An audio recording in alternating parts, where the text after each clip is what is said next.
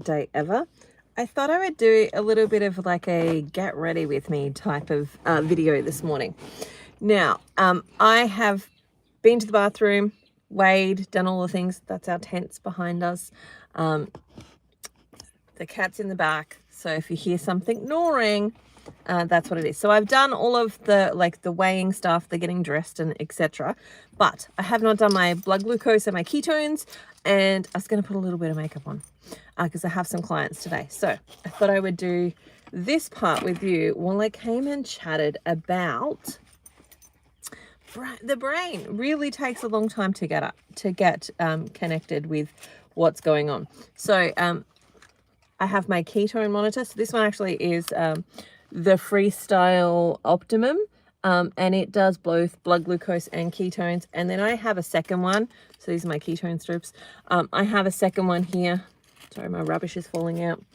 This one this is the light version, and this one just does, sorry, something dropped down, but I can't find it. Anyway, this one just does blood glucose. So what I like to do is have the two of them set up so that this one just does blood glucose and the other one is just kind of mostly set up for ketones.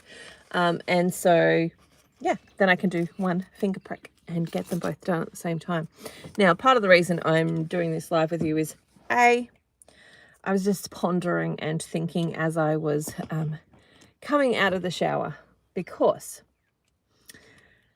I brought yesterday some size 18s. Now, when I first started this journey, I was a size 26, and I didn't always fit in all of the size 26s either, just saying. And so when I first started the journey, I was a size 26, and yesterday I went into like Best and Less, which is like just a supermarket-y type clothing shop here, where they often have like cheap clothes and stuff. And so I went into there just to see what they had. And I also wanted some new pajamas because like my current pajamas are, I've had them all year and they're about ready to go because they're getting too big. Anyway, so I went in, just pricking my finger for some blood. I went in to get some pajamas, and essentially I picked out some that were a size 18. And I was like, oh God, I hope these work. And they did. But it's the whole thing in my head, right? The whole thing in my head is that conversation around like, am I just faking this? Am I just pretending that this is actually happening? So I'll show you. Blood glucose was, ketones were 0.2. It says 2. Yeah, looks like a 5 back to front. So 0.2. And ketones or blood glucose was 5.9. So it's a little bit higher than my normal, but that's okay because my ketones are up. So let's do the math. I'm going to get my monitor. I'm going to get my calculator out because like I'm just not that good with math at this point in time. 5.9 divided by 0.2, that gives, 5.9 divided by 0.2. gives me a 29.5, which is not fabulous, but I'm not going to be upset with that because I have not been doing anything to really support those ketones getting up a little bit higher. So I'm just excited to see a 0.2 there at the moment. So yeah, that is my blood glucose and ketones this morning and my GKI. So my general routine, and I'm halfway through a story, my general routine is to do my blood glucose. I've got new ketone strips, so I need to put that in there. I've got to put those things away. So I generally go to the shower block and weigh myself, and then I get my little book out here. This is my new notebook that's got all my numbers and stuff in it. And weigh myself, do my blood glucose and my ketones. But this morning, I didn't do that. Yesterday I was 0.4, by the way, for my ketones. So it was working. It was getting up there, but it came down today. What was that number? 29 point something. Yeah, 29.5. Anyway, I do all those things. I come and write it in my book, and so that I've got a record of how things are going. P.S. Today is 402 of carnivore. Yeah. So I do those habits. That's my morning routine. So it's been a little bit disturbed because I heard the dog barking. I heard a dog barking and I thought it was my dog, and it wasn't. If you're on live with me, say hi. Nice to see you here. I'm not like super awesome with the chat section, but I will attempt to have a go at it. Anyway, so I brought some new pajamas last night, and the feeling, right, is, and the uncertainty is like, I'm not sure if this is going to fit me. I'm not sure if it's going to fit me. I'm just going to go with it because like it was on sale, it was cheap. So if I messed it up, it was fine. But there's always that anxiety of like, I don't know if this is going to fit. Even to like, I brought a new bra and it is the size 18. And I did buy another size 18. So I had a little bit more confidence that it would fit. But I still have that anxiety of like, oh, I'm just wasting my money because it's not going to fit and I'm not really that size, and so on and so forth. Like this little shrug that I brought, it's a size, let's see, 14 to 16.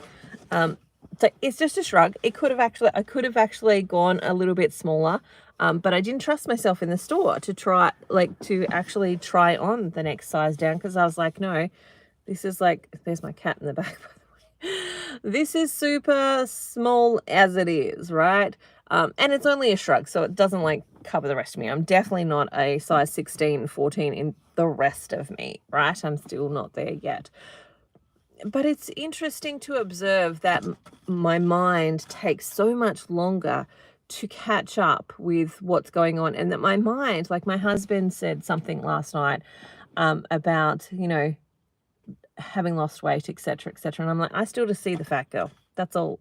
It was a before and after picture. I was showing one of my before and after pictures, and I'm like, I can't tell the difference that much. Like he's like, oh, there's a big difference there, and I don't see it mentally. I don't see it. And so what I wanted to say with this live essentially is like, it's such a mental game. It really is. Weight loss is such a mental game because we're so used to doing different things and seeing different things, and our mind is used to playing tricks on us, or it's used to it being one way, and it takes a long time for it to start to think that it's a different way. And that's really challenging. And I think that's often some of the space too where people fall back into their own habits, because it would be easy for me to look at my own before and after photos, and that's why I take my before and after photos essentially, is because I'm proving it to myself. I'm proving it to my own mind, and I put on my really tight pants, so my workouty tight pants, and a tight shirt, so that I can actually see what's actually happening here. And so I do that so that mentally, what are you doing, cat? Stop. I do that so that mentally I can show myself the changes that are actually taking place. But it takes a long time for your brain to get there. And I think that's where a lot of people start to fall off as well, is that, well, your body might actually be getting there. Your mind is still taking time to actually catch up with what's actually happening on a physical level. Because for me, I have been overweight most of my adult life, pretty much all my adult life. I started to gain weight when I was 11, 12-ish, that time period when, puberty starts to set in and you start to, get your hormones going. My kids are getting up now. I'll try and turn the camera a little bit. But that's when I started to gain weight, was in that puberty sort of space and time and mindset. And so that for me, it's been all my adult life, and even my teenager life. I look back at those photos when I was a teenager and I go, oh, I wasn't really that big. I really wasn't. But at the time I thought that I was. And I think my mind feels happier being fatter, which is crazy. Yeah, I hear you there. I hear you there. Like, it's easier. It's like, it's done. I don't have to think about it. Like, you know, I go into the clothing shop and I just buy the size, right? Because it's easier and there's no challenges there and there's nothing that comes up other than I feel shit and crap and all of the things, excuse my swearing. But, you know, other than that, right, it's easier. And so it's a lot of work mentally. And I think most of the weight loss is actually a real mental game. And I say that on a number of fronts, one of which is like the whole thing of like, I just brought new clothes. I'm like terrified that they're not going to fit me because I didn't try them on in the shop, but I had to rush in and either get something or just not. And so I grabbed them, and the like, when I put on my pajamas last night and they fit, I was like, I didn't think they were going to fit. I didn't think that they would fit, and they fit. And I'm just like in this moment of like, I don't know what to do with this feeling of they fit. And I know that might sound completely silly to somebody else, but when you're not used to it, and there's still that part of my brain that's like, oh, you know, I'm just making it up. Like, you know, maybe my face isn't actually getting thinner. Maybe this isn't actually happening. But the clothes and the numbers, and that's why I keep this little book. Like, part of the reason I keep this little book is that it actually tells me, yes, it's changing. Yes, the numbers are happening. Yes, this is where I started from. And I highly recommend, if you have not got a journal where you write down your numbers, get one, because even when I haven't lost weight, I can still see things are changing, things are getting better, things are moving, things are in the direction that I want them to be going, versus that whole, I haven't lost weight. And, you know, you could be gaining muscle, for example. When you're gaining muscle, you're going to gain some weight. But you still lose on inches and centimeters. So get yourself a little journal and write all that stuff down. But it is a mental game on that front. The other place where it's a mental game is that weight loss is not linear. And I think that's what I see with the participants in the quest is, and myself, like I see it in myself too, but I see it in the participants of the quest. Hello, good morning, cat. Yes, we travel Australia, and yes, we have a cat with us. And now she's like on the hunt to see what she can get in the car. Anyway, so with the quest, when we're doing these little challenges and these little fasts that are food eating type of fasts, what we can see is that people's scores start to get better, like their GKI is getting better, and, you know, maybe they're getting some wins in some different areas of their life, but weight loss is not linear. It doesn't just go like that.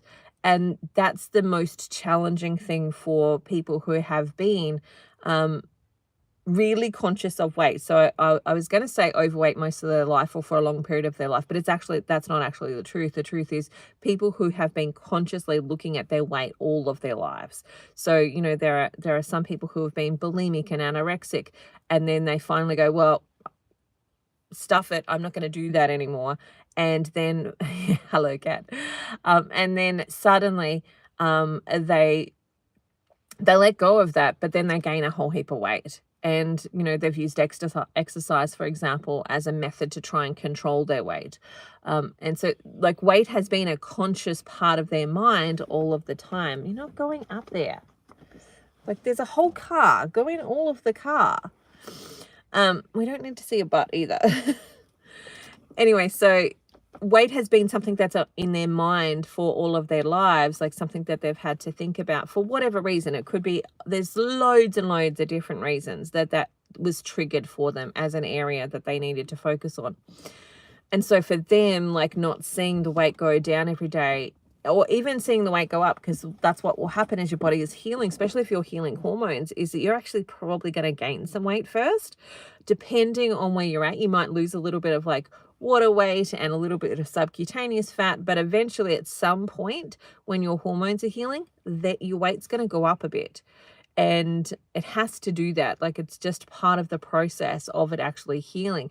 And that's where it's such a mental game for people, because they're like, it's not working. It's not working. I'm like, just hold on. Make sure you're looking at your GKI. Make sure you're looking at these other things like your measurements and so on, because The number on the scales is not that accurate in the sense of what's actually going on, and you have to gain weight before you lose it. I'm going to see if she can go outside. But if you have any questions while I'm on, feel free. I will do my best to try and answer them. Ben, can you take her? Ben. He's got his headphones on. Ben, can you take her, please? Did she not help you? No, she's not helping. She ate all the food. She's done all the things, and now she wants to get out. Oh, she loves it. Oh, the joy. Anyway,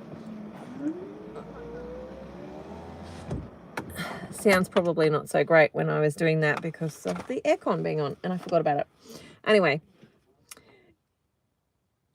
I want to say that weight loss is not linear. And that's the other thing, like that's the challenge. And I was explaining this to my Quest participants the other day, that your brain has a preset number. So it has a number within it, and that is its homeostasis number. That's what it set as the homeostasis. So think about it like if you've got a house that's heat controlled or cool controlled, and you set that thermostat at a particular number. So you want the heating cooling system to try and keep the house around that type of number, which you find may be comfortable. Your brain has that same thing with lots of different things in your head. So it has that same number or same thermostat system within your brain for things like your blood glucose levels, things like your insulin levels, things like your weight, things like how much thyroid hormone you release, etc., etc. Like it has that same thermostatic type of number system in its head where it's going to try and keep it around that until you shift that number. And it's the same with blood glucose. So what will happen with people with their blood glucose, and I can tell you from my own numbers, that when you start to do a low carb diet, yeah, you might get a bit of a drop, but it's going to dance around that same bracket of a number. So I can say, for example, when I first started, I started at 21.1. So sorry for the US people, but just think about it like the HbA1c. It's not quite, but it'll give you a picture. And so when I first started, it was really high. Then it dropped down, like within about a couple of weeks, it dropped down to 15.8 as my fasting blood glucose, which is still like mega high, right? And it stayed around that number. So it would go up a little bit, down a little bit, up a little bit, down a little bit for another week and a half. And then it dropped down to like 11.9. And then it did that for another week and a half. And then it dropped down to like 10.6. And it did that for another like week and a half. And then it dropped down into like the 9s and the 8s. So it just danced around 9 and 8 for a little while. It did that for probably a couple of weeks, actually maybe 3 or 4 weeks. So nearly a month. And then it started to drop down into like the 7s. And then, it danced around 7. Sometimes it would bump back up to 9. Sometimes it would come back down to 7. But it was most consistently, if I look at the numbers as an average, it was most consistently in the 7s. And then it came down into the 6s, and then it came down into the 5s. And there's been some things along the way that have pushed it back up, but, it just consistently came down. But if I was taking it day by day going, oh my God, so if I go back to the first couple of ones here that I've got, about 2 weeks in, it went like 4.7, 4.1, 14.7, 14.1, 15.8, 14.1, 14.6, 14.9. It wasn't it took time to come down because of the preset number that's actually in my head, and that homeostasis or that thermostatic number that's in my head. And so from that perspective, it's the same with weight. You have a preset number in your head.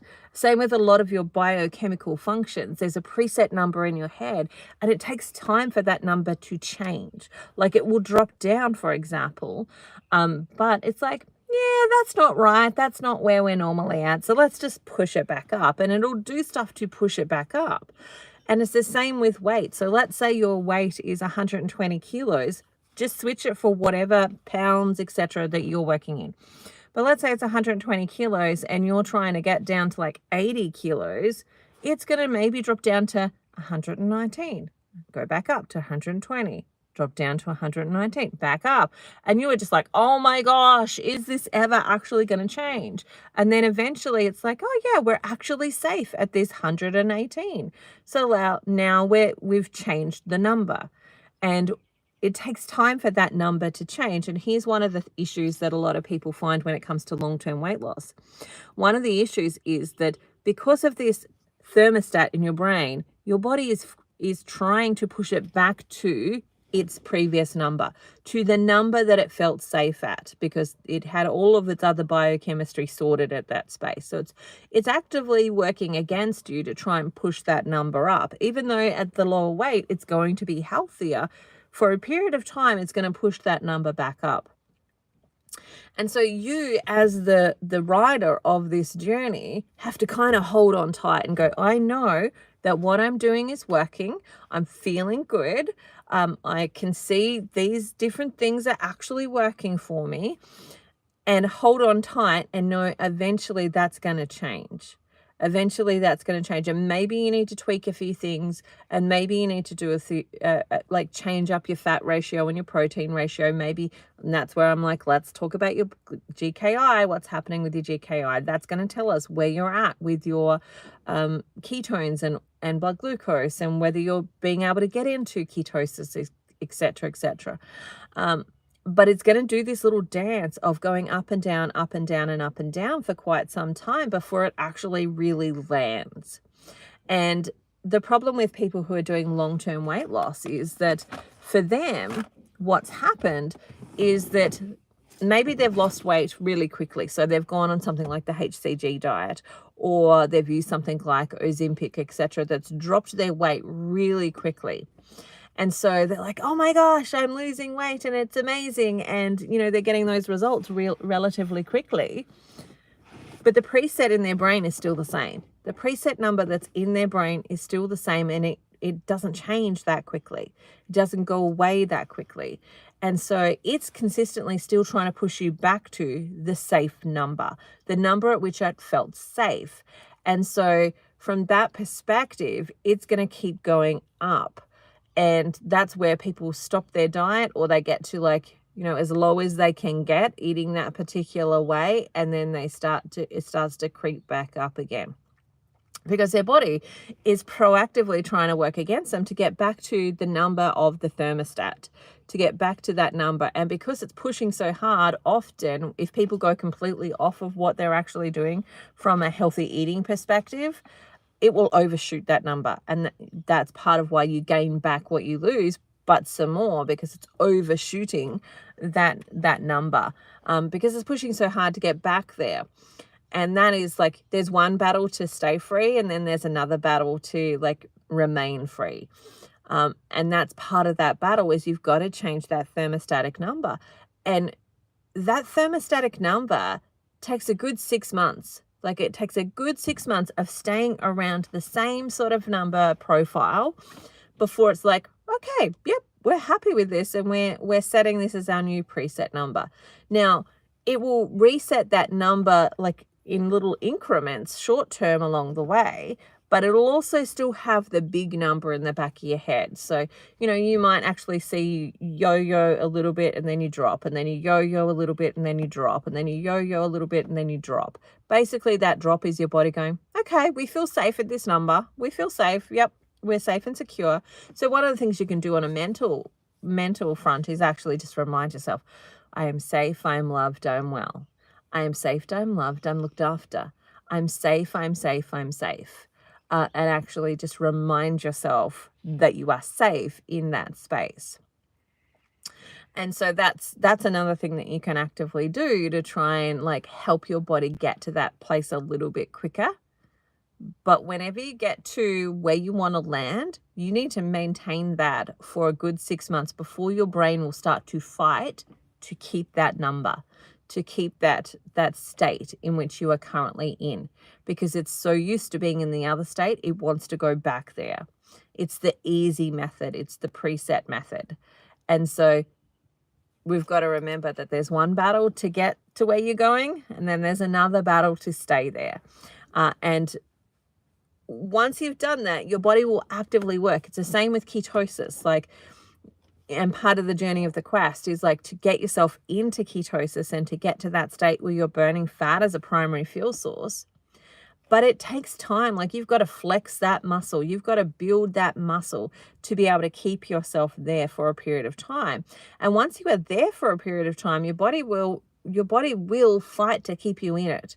So people who are in long-term ketosis can do things like, maybe go and eat potatoes for one night out, not every day, but they can go and do something for a night or two, and then their body's going to fight to keep them in ketosis. So they might jump out, but they're right back there the next 2 days. It takes 2 days or something for them to get right back there. And that's because that's their preset of their brain. It's the thermostatic reset that their brain has put out there because they've been in that state for so long. And that's part of the journey of the quest, and part of what I'm talking about with those people who are in the quest is that what we're doing is flexing the muscle, training it to do what it needs to do, and then we've just got to keep it there for as long as we can. And then eventually you'll get to the point where it will fight for you to stay there. It'll make it hard for you to get out of that state, or, you'll have to really try to not be in ketosis anymore because your body's yep, this is how we function. This is just how we function. And it's the reverse. Right now for a lot of women and men as well, that they're in insulin resistance, their body is fighting for them to stay in that state of being a carb burner versus being somebody who's burning glucose. Now I can see my dog has gotten out, so I'm going to have to say goodbye. But if you have any questions, let me know. I look forward to answering them. Thanks for joining me for a bit of a ramble this morning. All right, bye for now. See you later.